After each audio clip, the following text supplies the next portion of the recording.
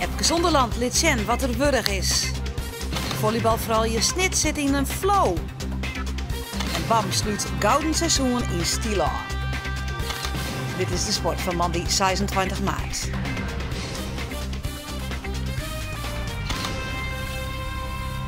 Goeien en welkom. Mooie sportjoen in uw uitsturing. We joggen waarom op het retrietseizoen van de BAM-ploeg. Maar ik omtinken voor de mooie prestatie van Thijsje Oenema juster op de 400 meter bij het WK afstand. En kwoordbal, LDODK in strijd om promotie. En voetbal ik nog van Harkema's Boys. Gauw beginnen dus.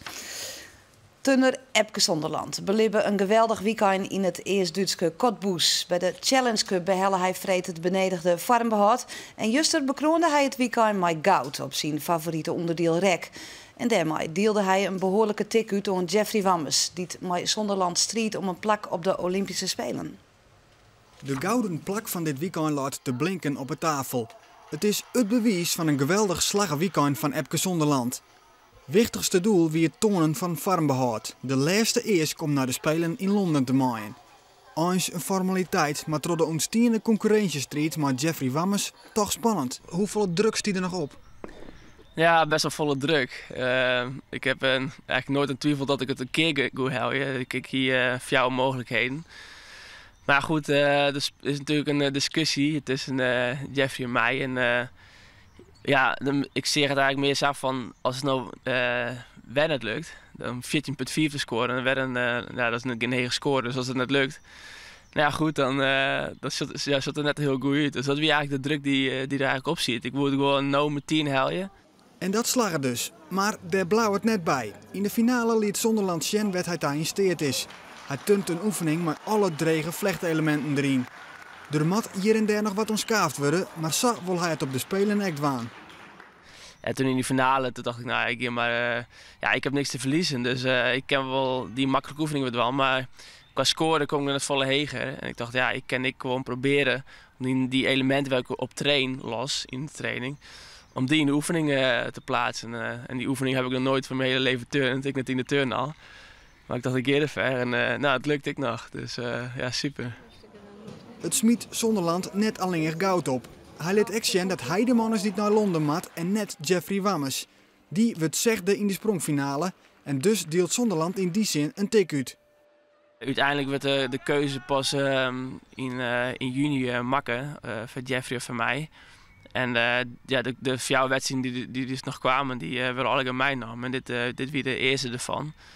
En het is gewoon fijn dat er gewoon geen twijfel meer besteedt aan mijn team. Dat het gewoon heel duidelijk is wie er heen moet gaan en dat er geen discussie meer is. En dat het jou gewoon volle meer rust van mezelf. Want het turnboen, dat ging gewoon niet meer om daarheen nou? Nee, dat is niet meer kennen. Ik stond er al natuurlijk al goed vers. Hier nog voorkeur van me uitsprutsen. En de eerste van de 4 wedstrijden die komen, daar heb ik een goede statement zetten, denk ik. En ik heb goede hoop dat ik de komende 3 wedstrijden die er komen, dat ik heel goede keer benutten. Alsof ze in een dream zitten, de volleybalvrouwen van Snits. Net iemand die dit van tevoren tocht hier, maar na 2 verrassende oefenings in de play-offs staan ze samen in de finale om het Nederlands kampioenschap. Tjen Sliedrecht Sport. In een best of 5 het beslist waterkampioen van Nederland wordt. Juster wie de eerste wedstrijd in Snits. Het kind net op voor VC Snits. De vrouwen stunten met een finale plak, maar er is meer succes. De Malje binnen dit weekend namelijk echt kampioen. Van het op 2 hoogste niveau, maar toch. Ja, dik feest natuurlijk. Weer tegen man als 50 publiek mooi. Alleer op eigen vervoer komen. Dus die winnen alleer, ik uitbundig, wij als team natuurlijk uitbundig. Het win van het voormin wel wat gespannen, maar de spanning wie groter die weekend ervoor zijn al Hako, nummer 2. Nou, met dit team, als dit team zou blijven, zouden wij al in de B-League kunnen meekomen. Ik schat zelfs wel in dat je bij de eerste 5 zou kunnen eindigen. Maar dan praat ik wel over de basis. Dus we zouden 6 is wel heel veel, maar een aantal nieuwe spelers erbij moeten hebben om een heel seizoen volledig te kunnen functioneren. Oer naar het hoogste niveau, oer naar de vrouwen. Sliedrecht is de tegenstander. Pas sneun leert de Sliedrecht hem voor de finale toch de beslissende wedstrijd te winnen van Weert. Sliedrecht eindigt in de competitie als derde, Snits als 5e en boven dat woer Sliedrecht 2 keer vrij eenvoudig van de Snitsers. Maar daar is in de eerste set niet van te zien. Snits zit in een flow. Ont 18-18 gaat de gelijk op. Maar daarna rent Snits uit en wint het de eerste set zelfs maar 24-9. Snits zit ik voor in die tweede set. Al is het een stuk spannender. 23-22 is hier de staan. Hier gaat de bal van Volkers via het blok uit. Dus komt Snits op een setpoint. Het gaat al fantastisch dit seizoen, de finale hellen. En dan kun je nog eens een keer op een 2-0 vastsprong komen in de eerste finale wedstrijd. Sterker nog, het slaggert. Want dit is een goed blok van Fenner Seinstra en Hieke de Boer. Zo komen de Snitsers op een 2-0 vastsprong in sets. De tweede set is dan echt wel 4 uur het spannendst. 23-23 is hier te staan. 11 van Wijnen. Hier de smash van Hieke de Boer. En die bal gaat uit. En dus komen de Snitsers wat eerst in deze wedstrijd op een matchpunt. 24-23. De opslag van Monique Volkers. Sliedrecht maar de smash. Met opvang. Nou wel heel dreig. Ja, Fenner Seinstra. Die bal is haast nog in. Maar haast is kijk naar goed genoeg. Die bal is boeten. En dus zit Sliedrecht nog in deze wedstrijd. 24-24. Van Berkel maar de opslag. De opzet dan Nienke Oud. En de smash van Fenner Seinstra. Die is prima. En dus het tweede matchpoint van deze wedstrijd. Hieke de Boer. Een goede smash van Mariska Koster. En zo komt Sliedrecht ver rond voor de tweede keer. Een matchpoint. Voortspelen. 24-24. Hier de goede smash van Fenner Seinstra. En daar is het tweede matchpoint van de Snitsers. Nou wordt het dus tijd om die in druk te matchen. 26-24, 9 puntje te gaan. En ze winnen de eerste wedstrijd. De opslag van Fenner Seinstra. Met opvang. Nou Kim Snits het misschien aanmatchen. Maar de Malta, een toeboltje, maar kijk naartoe nog. En die bal kan niet tweede instantie in het helle worden. En dus zit Sliedrecht nog heel tijd in die wedstrijd. Is het nog heel tijd liegen ze staan. 26-26. De opslag. Malta smasht, maar wordt goed blokt. En 11 van Wijnen kinderen net weer bij. Ja, zo komt Sliedrecht voor het eerst in deze wedstrijd op een setpunt. 26-26 van Sliedrecht. Maar de opslag van Nienke de Waard is net goed. Ze houdt wel heel slordig uit handen. En dus is er staan wel leak. 26-26. Roos van Wijnen maar de opslag. Sliedrecht. Blok is goed. Kan Snits misschien weer op een matchpunt komen? Ja, de smash is prima. De smash van Monique Volkers. En daar is het vierde matchpunt van deze wedstrijd. Kan Snits stunten? Dat is de vraag. De opslag is van Roos van Wijnen. De smash. En nou kan ze het aanmatchen. Is het weer Monique Volkers? Ja! Snits wint. Maar 3-0 in sets maar les van Sliedrecht. De stunt gaat maar terug. Het is een best of 5 serie. Snits is het nog net. Maar de eerste klap is een daalde waard. Snits wint, maar 3-0 van Sliedrecht. Het is zo onvoorstelbaar dat je Alterno in 2 wedstrijden eraf gaat glijden, zeg maar. En dan nu 3-0 van Sliedrecht wint. Ja, het is onwerkelijk. Gewoon zo gaaf. Het is toch onwerkelijk? Het wordt met de week gekker eigenlijk. Maar onrealistisch. Ja, best wel. Ja, ik snap er nog steeds niks van.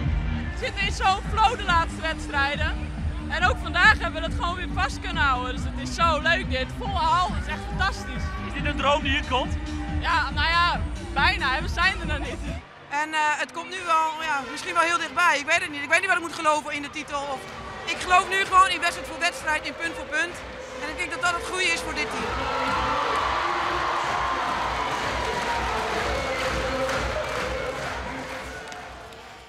Feest in Snits. Het reetrietseizoen is het Aroene weekend afsluiten met het WK afstanden. Juster weer er een daverende verrassing met een bronzen medaille voor Thijsje Oenema op de 400 meter. Na haar eerste 400 meter stiet Thijsje Oenema heel knap tweede achter de Zuid-Koreaanse Sang-Hwa Lee. Maar wel voor onder oren de Chinese wereldkampioene sprint Yu Ying. De tweede 400 meter. Oenema iepent in 10:34 en het sprintkanon van de jouwer finisht in 38:12. En dat is genoeg voor de bronzen medaille.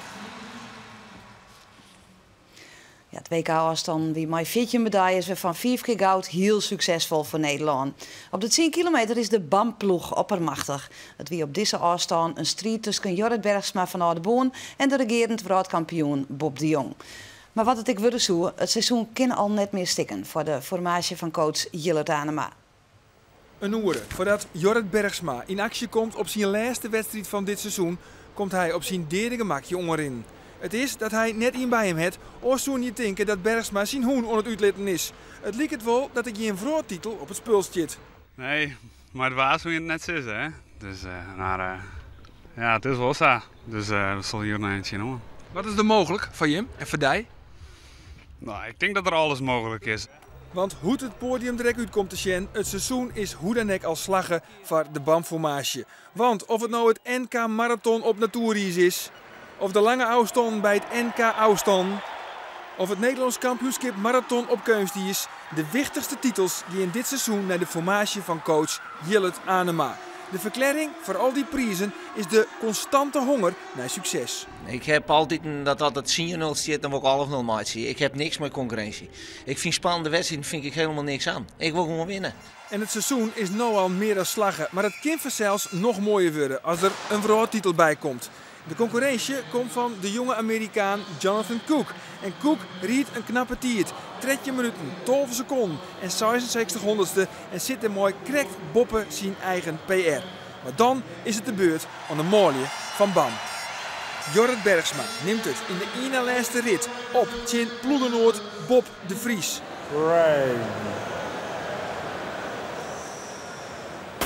En Bergsma start goed. Riet haast alleenig maar rondjes in de 30 seconden. Hij riet lang op het schema van het baanrecord, maar kan dat hege tempo net volhouden. Jorrit Bergsma liet in de laatste 2 rondjes wat tiert lezen en finisht uiteindelijk in een tiert van 12:57:71. Ik ben gewoon veel om lekker te rijden en gewoon het maximale uit mezelf te halen. En dat liep het toch lang, het baanrecord te winnen? Ja, zeker. De hele tijd ging het hartstikke best inderdaad. Ik kom opbouwen tot 30 jaar. Ja, ik houd hem constant in de 30's en dat ging een hele tijd heel goed. Maar is de tijd van Jorrit Bergsma genoeg voor goud? De enige die Bergsma nog van goud oorhoren kan is ploegenoord Bob de Jong. Zijn eerste vrouwentitel helde de Jong in 1999. De Jong is intussen 34 jaar, maar is dwande met zijn tweede jeugd. En Bob de Jong zit lang boppen de tiet van Bergsma, maar in het tweede gedeelte pakt hij toch nog de winst. Hij eindigt zijn rit bij een rondje 29-9. Fenomenaal. Bob de Jong finisht in een tiet van 12:53:91 en is dit mooi haast 4 seconden rapper als Jorrit Bergsma. En toch twijfelde de Jong heel voor het 10 kilometer of hij Bergsma wil verslaan zou. De twijfel die zat er op een gegeven moment in. En op dat moment had ik even een dipje in mijn race. En terwijl ik negatief dacht van ik ga het niet redden, dan reed ik eigenlijk mijn snelste rondetijd. Dus misschien moet ik vaker negatief denken. Je bent zo langzamerhand een fenomeen aan het worden. Ja, goed. Die titels die staan en die worden gewoon iedere keer weer uitgebouwd. En het is gewoon fantastisch om op het hoogste niveau te kunnen presteren en winnend af te kunnen sluiten. En zeker een 10 kilometer, ja, dat zijn wel mijn afstanden. Rest vanzelfs de vraag. Na zo'n topseizoen bij Ollier succes, kinderploeg van trainer Jillet Anema, dat Takom hier evenaren of zelfs nog treffen. Want ja, Takom seizoen, dan is Sven Kramer ook weer volslijn fit. Sven Kramer had die hier voor mij een paar 10 kilometer in de rijden en verlend. Sven Kramer, we hebben nog een keer in de rijden, 6 keer won. Hij is net ook zo fris nog. Dat jouwt er zelf ook om. Als je misschien hier voor de 10 kilometer rijden. Op een 5 kilometer is die hij er al. Als je 6 trekken rijden, de tweede die ooit, dan ben je wel axelfris. Dat is heel prima, zeg maar. Sven had een heel best seizoen. Een heel best waarom kom. En volgend jaar dan gaan wij in elk geval wat harder in. En ik denk dat Sven dat dan ik maakt. Nou, of Sven Kramer oksel fris is, dat kun je toonzie zien en dan kun je er in discussie met Jillet Anema. Want deze beide mannen zijn toonzie te gast bij u in het Boppenslag Café. De kwoordballers van LDODK binnen de cruisefinales prima uiteenzet. Op een gediek waar de eerste wedstrijd in tempo uit Alphen aan de Rijn uit woen. In de best of 3 serie stiet LDODK nou 1-0 voor. En bij Ween stak om sneun bij tempo bij ze finalist om promotie naar de Kwoordbal League. En daar had nog neer een Fries team in spelen. Bij LDODK ontbreekt routinier Peter Lagerweg en die wordt vervangen door Marten Koop van der Velde. En dit is de mascotte van Tempo. En hoe krijgt LDODK de angel uit deze mascotte? Want het is zaak om die thuiswedstrijd in winst om te zetten en zou de druk bij Tempeldeel te lezen. En het begin van de wedstrijd is om beide kanten wat zenuwachtig. Er worden wat foutjes maken, maar de score die wordt dan toch bereikt. En hier is het invaller Tim de Graaf die het tempo op een 2 voorsprong zet. Dat wordt net lang, want bij LJODK is Erwin Zwart bijzonder toek. En die zorgt ervoor dat de voorsprong daar weer is. Maar Tempo die kan in dat eerste kwartier knap bijblijven. De treffer van Sanne Broeksma betreft 3 gelijk. En 4-4 gaat het gelijk op. En dan is het met name Erwin Zwart die het verschil maakt in de eerste helft. 9-5 voorsprong. En in het orenvak daar zit Sita Bijker. En die is echt heel toek. En zo bereiken we een rijstand van 14 in het voordeel van LJODK. En dat is natuurlijk florissant. En wat kan de ploeg van Ter Westplenegerik de tweede helft? Nou, tros scoren. Dit is de zo'n goal van Sita Bijker. De topscoorster bij de vrouwen van LJODK. En die zocht het verschil dus groeien en groeien. Zo noemen dan een chinoanval. Hier de treffer van Charlie Kooijman, maar dan is het al 9-11. En het wordt nog volle slimmer. Want Erwin Zwart speelt een van zijn beste wedstrijden van dit seizoen. En met zijn 10e goal zorgt hij ervoor dat LJODK wint met 26-18. En de eerste slag is lijn. Eerste klap, hè. En zou ik maar Erwin Zwart heel vaak steeds bam bam. En we stonden gelijk. Ik denk dat wij de druk bij Tempo ZH. En daar toch in zijn eigen speelkamer binnen. Ja, zo dicht is nog nooit een Friese ploeg bij de league geweest, hè? Nee, maar we binnen nog net, hè. Die nog 2 keer winnen. En dat volg je zelfs. Cambuur spelen vreemd de thuiswedstrijd in FC Den Bosch. Op voorhand een lastige wedstrijd, want de Brabanders staan op een 4e plek in de competitie. Maar de Leeuwters houden de punten in de boezem. De Leeuwters domineerden in de wedstrijd in FC Den Bosch. Dit is al na 30 seconden een prachtige onval via Ozan Turk. De eerste grote mogelijkheid voor Cambuur, waar keeper Bezois weet te redden. De ingooi van Vosselman een paar minuten later komt bij Bob Schepers. Maar ja, die houdt Daan van Dinter eerst een trilke en wordt deze goal dus terug te akkerd. Maar het zei alles van de dadendrang van Cambuur in de wedstrijd in FC Den Bosch.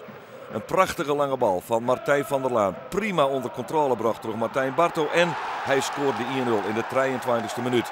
Volsluit terug de vastsprong voor Cambuur. Dat een prima eerste jaloeren aanleveren.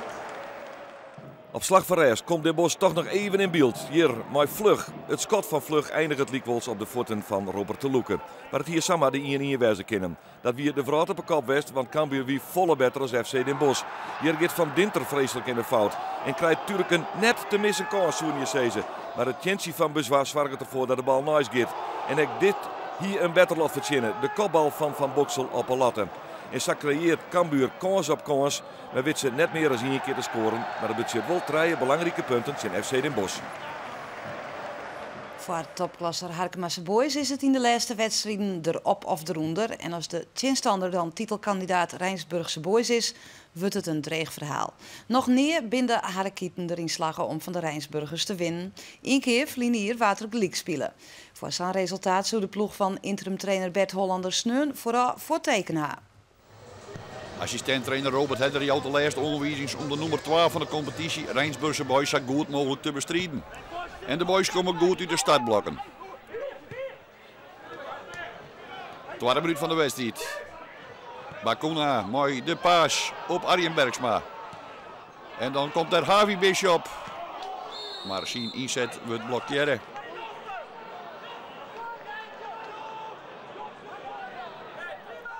Rijnsburgse Boys loopt dan het initiatief naar hem toe. Overtreding hier. Vasthouden van Ewald Koster. Vrije trap van de Rijnsburgse Boys. En dan sliepen ze daar bij de Harkemasse Boys in de verdediging. Want Josse Beuningen komt voor Marcel Pannenkoek en kan vrij binnentikje. Nog eens van Beuningen die naar die eerste peel daarin. En in de 5e minuut Rijnsburgse Boys op een 0-1 voorsprong zet. 3 minuten later de ingooi van Raymond Kolder. En die wordt teruggekopt. En dan moet Jeffrey Winter uithellen en de 0-2 ontekenen. Maar wat een ronde. Hier het terugkoppen van Joost Koelman. En dan staat Jeffrey Winter de frank en vrij net een verdediger bij hem in de buurt. Is het 0-2. Harkemasse Boys dan. Harvey Bishop. En die wordt fel attackeren. Een vrije trap.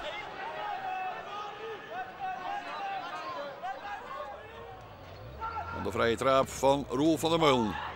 De derde kopbal van Ewald Koster. En dan komt de bal van de voeten van Johnson Bakuna. En dan zit Harkemasse Boys in hier weer in de wedstrijd. Bakuna maakt het hier de 1-2.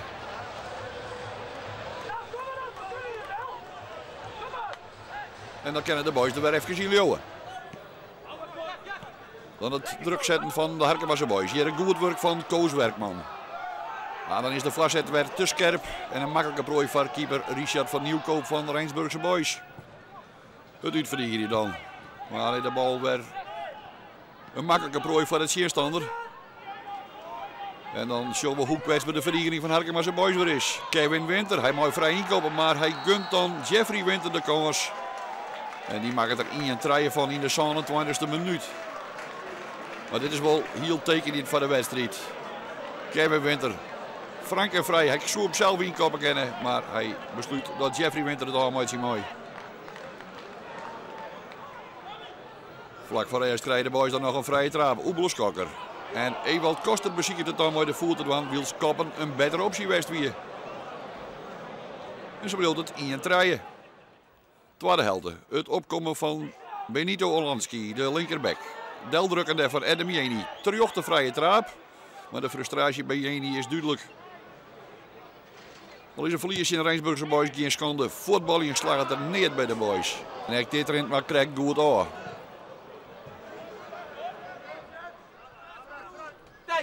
Tijd erop Leslie Vellinga, maar dat neemt invaller Paul Bergtop wat te letterlijk. En dan moet Jeffrey Winter samen terugrennen. Maar zijn inzet hier het niet aan de goal. Goeie interceptie hier van Arjen Bergsma. En die zet Oebelos Kakker dan aan het werk. Mooi een prachtige paas op Harvey Bishop. Dit is ongeveer mooi dan anders wezen, maar dan dit zien inzet voor de goal jongens. En bedoelt de stand van 1-3 het boelsteen. 84e minuut van de wedstrijd. De gifbeker met Hielendal leeg. En zo wordt het aanstel wel een beetje ondraaglijk. Jeffrey Winter mooi zien treden van de midden mooi zien. Hier tekent hij de 1-4 aan. Het is wel duidelijk dat een langer verblijf in de topklasse een dreigverhaal worden zal voor de Harkemasse Boys als ze op deze wijze voetbal in blijven. De jongens moeten nou een keer laten zien, ja hier staan we. Ja, van de week ook met de supporters nog even gesproken, een goed gesprek gehad. En die staan er heus echt wel achter, maar dat moet wel een samenwerking. En ja, we moeten er wel in blijven geloven. Want als je er niet in blijft geloven, dan hoeven we hier niet meer toe. Ik heb wel mijn best dingen, in ieder geval. En niemand kan zeggen dat ik dat nadien heb. Dus ja, dat moet iedereen waan. En ik denk dat, ik denk dat er verschillende jongens binnen die de komende week nou wel eens in de spiegel zien maaien. Zij is dat. Spakenburg giet om kop in de topklasse met 52 punten uit 24 wedstrijden. Maar het is daar spannend popien, want Rijnsburgse Boys zitten op een hiel met 1 punt minder. Nou, Harkemasse Boys, het is uiterst spannend. Ze staan nu op degraderen op het 2e plak met 9 punten. Krijgt Boppenharen stiet SVZW met ook 9 punten en een wedstrijd minder. En laat dat nou komend weekend de tegenstander van de Boys wezen. Een wichtig duel dus. En ons vier deze sportuitsturing tonen ze dan weer de weer met het Boppenslag Café. En dan liek als jeder al zijn te gast. Sven Kramer en Jillet Anema. Nou dadelijk, Kiesje uit Nijse Joet. Een heel noffelijke jongen te wensen. Doeg!